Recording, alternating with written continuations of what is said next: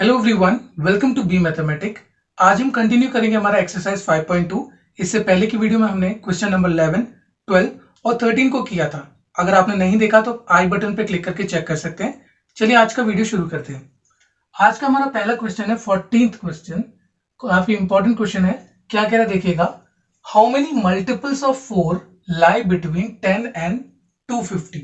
यानी कि कितने ऐसे मल्टीपल्स है 4 के, यानी 4 की टेबल के ऐसे कितने नंबर्स हैं जो 10 और 250 के बीच में लाई करते हैं, इनके बीच में आते हैं। तो ये क्वेश्चन बिल्कुल उसी तरीके का क्वेश्चन है जो 7 से डिविजिबल वाला पूछा था। ओके, इसमें भी हमें यही करना है कि यही पता करना है इनके बीच में ऐसे कितने नंबर्स हैं जो कि 4 से डिविजिबल है, यानी 4 के मल्टीपल है। उसके लिए भी आपको क्या पता होना चाहिए, वो टर्म पता होना चाहिए। ओके, वो सीक्वेंस पता होना चाहिए।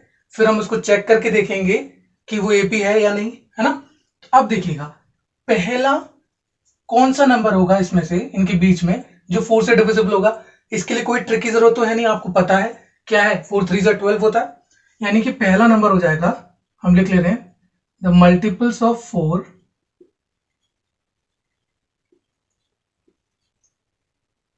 that lie between, ये बिटवीन का शॉर्ट फॉर्म मान लीजिएगा, बिटवीन 10 एंड 250। 10 और 250 के बीच में कौन सा होगा, वो होगा R12। ओके, पहला क्या होगा 12, क्योंकि देखिए 10 और 250 के बीच में पता करना है आपको। तो 10 तो है नहीं वैसे भी, ओके, 11 भी नहीं है, फिर क्या है 12 है, तो 12 हो गया। उसका नेक्स्ट टर्म क्या होगा, 4 आगे बढ़ेंगे हम, यानी कि 16 होगा, राइट। फिर कितना होगा, 20 होगा, सो ऑन। अब देखिए लास्ट टर्म के लिए ट्रिक बताया था मैंने, लेकिन यहां पे तो आपको 3 डिजिट के सारे नंबर्स नहीं लेने हैं, हमें लेना है 250 तक। ओके, तो आप क्या करेंगे, उसके लिए 250 को आप डिवाइड कर दीजिए 4 से। ओके, 250 को 4 से डिवाइड करते हैं। देखिए 4 6 24, रिमाइंडर आया 10, 4 2 8, रिमाइंडर आया 2। अब जो रिमाइंडर आया है उसको आप क्या करेंगे, इसमें से सब्ट्रैक्ट करेंगे, जैसे हम ट्रिपल लाइन के लिए करते थे, बिल्कुल वैसे ही करना है। बस यहाँ पे क्या चेंज हो गया, हमारा लास्ट टर्म हमारा 250 के मान के चल रहे हैं। ओके, तो ये हो जाएगा आपका 250 माइनस 2, दैट मीन्स 248। ओके, अब देखिएगा हमारा लास्ट टर्म क्या हो जाएगा, 248। अब तो बहुत सिंपल क्वेश्चन हो गया। इस तरीके के क्वेश्चन हमने किए हुए हैं। क्या करना है हमें, जो लास्ट टर्म होता है हम उसको an मानते हैं। लेकिन देखिए, इससे पहले हमें ये चेक करना है कि ये एपी है या नहीं। क्यों, क्योंकि यहाँ पे एपी की कोई बात नहीं हुई है ना। तो हम इसको चेक कर लेते हैं। हालांकि हमें पता है कि ये एपी है, क्यों, क्योंकि 4 की टेबल का है, तो 4 का गैप होगा, है ना। लेकिन हमें दिखाना पड़ेगा। तो देखिएगा a2 minus a1 is equal to 16 minus 12, right. कितना हो जाएगा ये 4। और देखिएगा हम a3 माइनस a2 कर लेते हैं, ये कितना होगा 20 माइनस 16 इज इक्वल टू 4। तो आपने देखा कि जो इनके बीच में जो गैप था वही गैप इनके बीच में है, यानी कि ये एपी हुआ। तो हम लिख देंगे since a2 minus a1 is equal to a3 minus a2 which is equals to 4, therefore the sequence is an AP with first term यानी with a is equals to 12 and common difference is equals to 4। Okay, अब क्या करना है आपको, मैंने बताया था यहां से लेके यहां तक आपको यही तो पता करना कि कितने टर्म्स हैं। तो हम लास्ट वाले टर्म को an मान लेंगे। अब तक मुझे लगता है आपको समझ में आने लगा होगा कि क्वेश्चन को हम कैसे अप्रोच करते हैं, राइट। तो देखिएगा हमने इसको मान लिया let an is equals to 248। अब जनरल टर्म का फॉर्मूला लगेगा, है ना। तो जनरल टर्म का फॉर्मूला लिख लेते हैं, general term of an AP क्या होगा, an which is equal to a plus n minus 1 into D. Okay, अब हम क्या करेंगे, इसमें जो वैल्यूज हमें पता है वो पुट कर लेंगे। तो इसको मैं हटा देता हूं। देखिएगा an ये तो है ही हमारे पास, इक्वल टू an की वैल्यू हमने क्या माना है, 248 माना ना। तो 248 इसको रखे रहने दीजिए। an की वैल्यू हमने पुट करी थी a plus n minus 1 into D, right. तो a की वैल्यू है 12 प्लस n तो हमें निकालना है -1, इंटू डी की वैल्यू कितनी है, डी की वैल्यू है 4। ओके, तो ये हो गया 4 इक्वल्स टू 248। सॉल्व कर लेते हैं, सिंपल कैलकुलेशन है। तो देखिएगा 12 plus 4n minus 4 equals to 248, right. 12 में से 4 गया 8 बचेगा, तो आपके पास आ गया 4n माइनस 8 प्लस का 8, सॉरी 12 में से 4 जाएगा तो 8 इक्वल्स टू 248। 8 यहां प्लस हो रहा है, वहां जाएगा तो माइनस हो जाएगा, तो आपके पास आएगा 4n is equals to 240। Okay, अब देखिएगा 4 यहां मल्टीप्लाई हो रहा है, वहां जाएगा तो डिवाइड हो जाएगा, तो आपके पास n की वैल्यू आएगी 240 अपॉन 4 विच इज 60, राइट। 6 4 जा 24, यानी कि ये जो हमारा 248 है, ये 248 है, ये कौन सा पोजीशन पे है, ये है 60th पोजीशन पे। इसका मतलब यहां से लेके यहां तक कितने टर्म्स हो गए, 60 हो गए, है ना। तो हम यहां लिख देंगे therefore there are 60, क्या पूछा है, मल्टीपल्स, है ना, टर्म्स नहीं लिखेंगे, 60 multiples of 4 that lie between 10 and 250। बहुत ही सिंपल है। अब आई होप आप समझ रहे होंगे, अगर आपको कोई दिक्कत है तो आप मुझसे पूछ सकते हैं। देखते हैं हम अगला क्वेश्चन, हमारा 15th क्वेश्चन को देख लेते हैं। काफी इंपॉर्टेंट क्वेश्चन है ये। For what value of n, n की ऐसी कौन सी वैल्यू है, आर द nth टर्म्स, कौन से terms, nth terms of the 2 APs, यानी 2 AP आपको दे रखे हैं। कौन कौन सी AP देखिए, 63, 65, 67 एंड सो ऑन, ये एक AP है आपका। Okay, and 3, 10, 17 and so on, ये आपका सेकेंड AP है, इक्वल।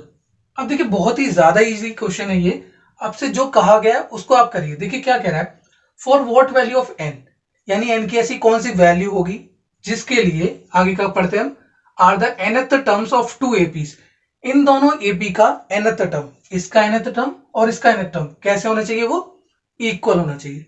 तो हम क्या करेंगे, इसका an और इसका an, इसको इक्वल रख देंगे, राइट, और इसको सॉल्व करेंगे और n की वैल्यू निकालेंगे। तो देखिएगा हम इस AP को यहां लिख लेते हैं ताकि इसका फर्स्ट टर्म और कॉमन डिफरेंस निकाल लेते हैं। तो देखिएगा 63, 65, 67 एंड सो ऑन, ये हमारा फर्स्ट AP है। यहां से हम इसका फर्स्ट टर्म बता देते हैं, यह 63 एंड कॉमन डिफरेंस क्या होगा, A2 माइनस A1। अब एक बात बताइएगा, क्या हमें इसे प्रूफ करने की जरूरत है कि ये AP है, नहीं। क्यों, क्योंकि यहाँ पे AP लिखा हुआ है। अगर नहीं होता यहाँ पे, यहाँ ऐसा लिखा होता for what value of n are the nth terms of 2 sequence, तो आपको चेक करना पड़ता। ओके, अब यहाँ पे दे रखा है क्योंकि ये AP है, तो हम क्या करेंगे, डायरेक्टली करेंगे। तो देखिएगा D की वैल्यू क्या होगी, A2 है आपका 65 माइनस A1 है आपका 63, ये हो जाएगा 2। ओके, अब हम सेकेंड AP को लिख लेते हैं, उसका फर्स्ट टर्म और कॉमन डिफरेंस निकाल लेते हैं। तो ये है आपका 3, 10, 17 सो ऑन। ओके, अब देखिएगा क्योंकि हम सेकंड AP के लिए लिख रहे हैं, तो इसको डिफरेंशिएट करना पड़ेगा ना, कि यहाँ पे भी A लिखेंगे, यहाँ पे भी A लिखेंगे, तो एक जैसा लगेगा, है ना, एक जैसा लग रहा है ये, है ना, एक जैसा लग रहा है। तो हम इसको डिफरेंशिएट करेंगे, इसको थोड़ा अलग मार्किंग देंगे। तो हम क्या करेंगे, यहाँ पे डैश लगा देते हैं। आप अगर ऐसा नहीं करना चाहते हैं तो आप कैपिटल लेटर्स का यूज कर सकते हैं। ओके, तो देखिएगा यहाँ से A डैश तो हो गया, यानी कि फर्स्ट टर्म हो गया 3, और D डैश लिख लेता हूं, यानी कि कॉमन डिफरेंस ये हो जाएगा A2 minus A1 which is 10 minus 3 जो कि है 7। ओके, तो देखिए दोनों AP का फर्स्ट टर्म और कॉमन डिफरेंस आपने निकाल लिया। अब क्वेश्चन क्या कह रहा था कि nth टर्म इनके इक्वल है ना। तो लेट द क्योंकि देखिए दोनों के nth टर्म को हम इसी तरीके से तो लिखेंगे an, लेकिन डिफरेंस बताएंगे कैसे, तो यहाँ पे डैश लगा देंगे, है ना। तो हम इसको कर देते हैं, इसको बता देते हैं कि an इसका nth टर्म है और an डैश सेकेंड AP का nth टर्म है। देखिएगा let the nth term of first and second AP, language आप अपने हिसाब से कुछ भी लिख सकते हैं, second AP be an and an dash respectively. Okay, यानी कि फर्स्ट टर्म के लिए an, फर्स्ट AP के लिए an है nth टर्म, और सेकेंड AP के लिए an डैश है।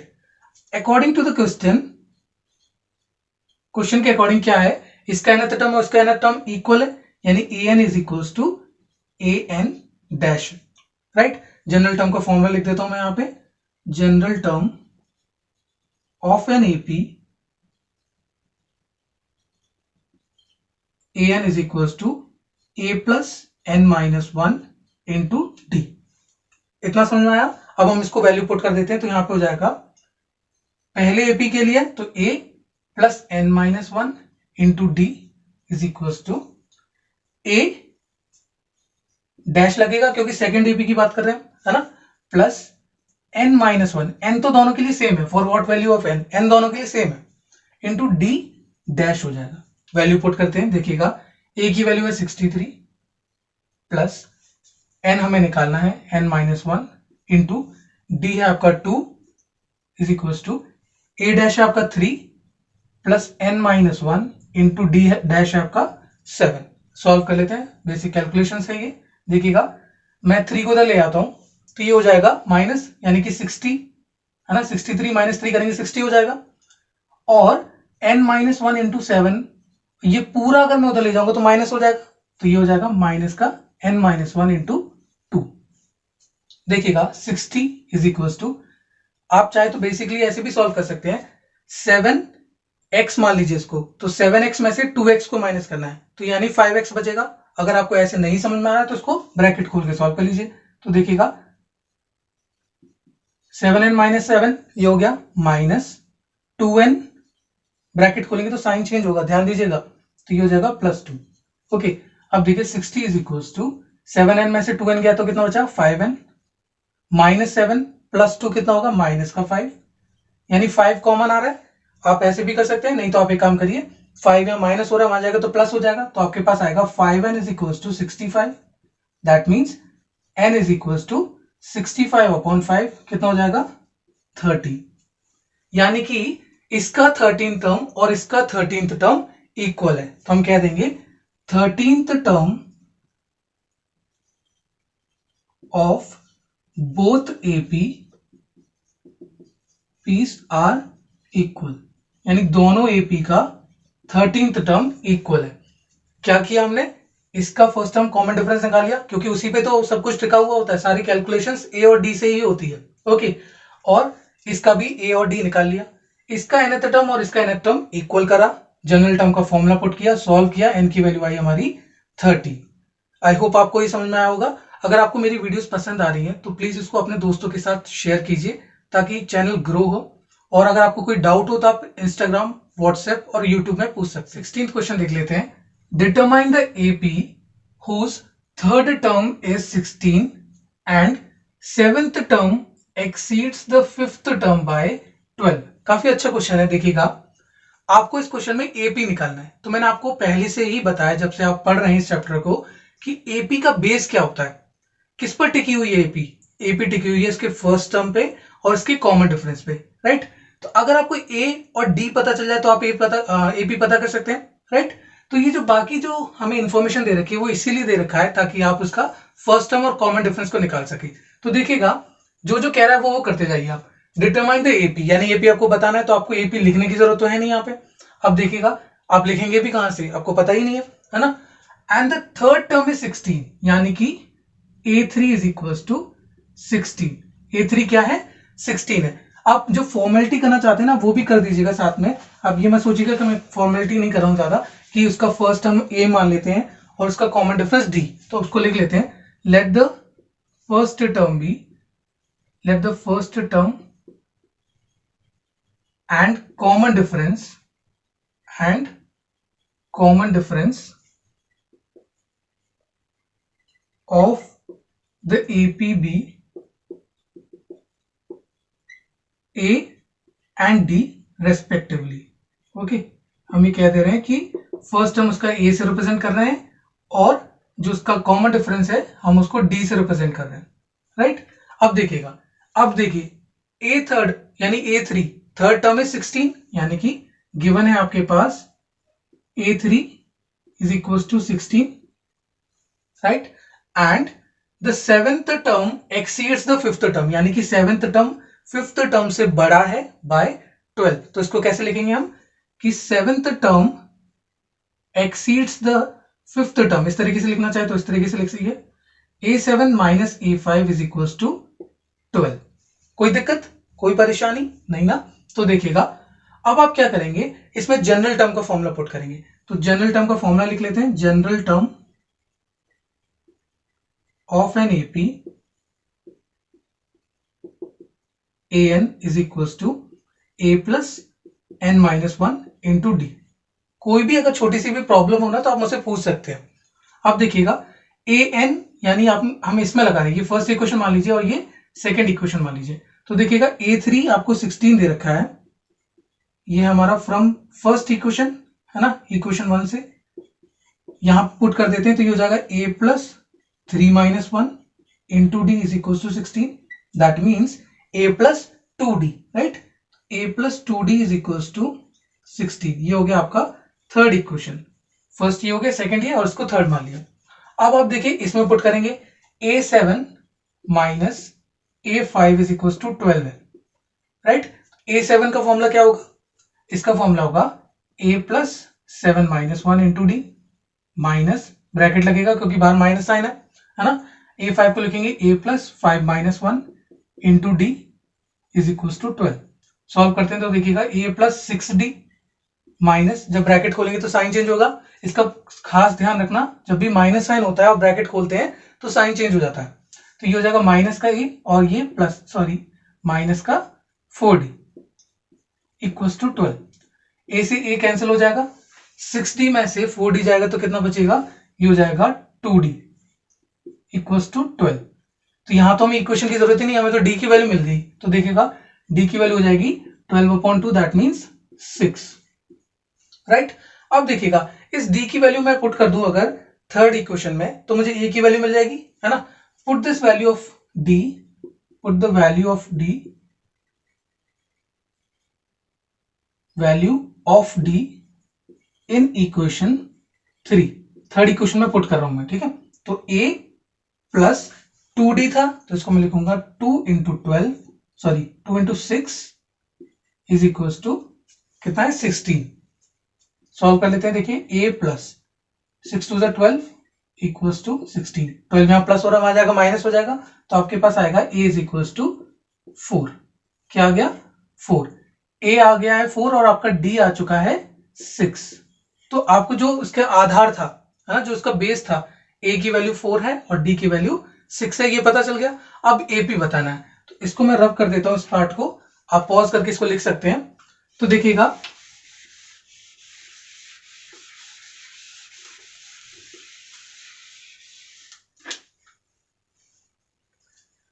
AP के टर्म्स बताने हैं आपको। तो फर्स्ट टर्म तो हो गया आपका, यहां पे लिख दीजिए फर्स्ट टर्म, फर्स्ट टर्म हो गया A1 जो कि है आपका 4।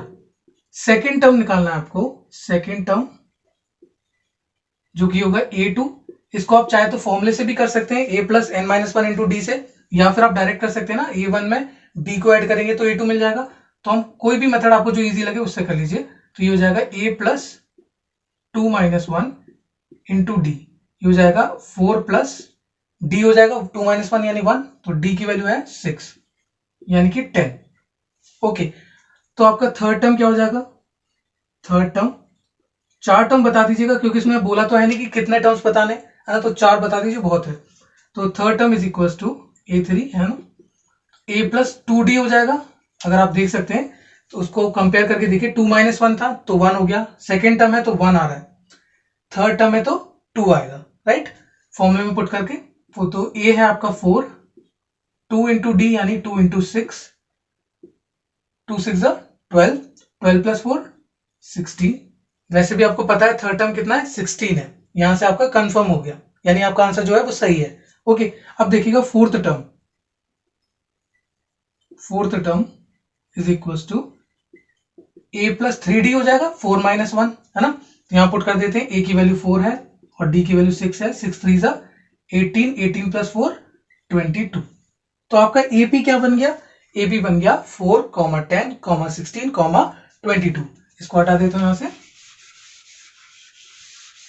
द AP इज, हम लिख देंगे यहाँ पे, मेंशन कर देंगे हमारा आंसर क्या है। The AP is 4, 10, 16, 22 and so on.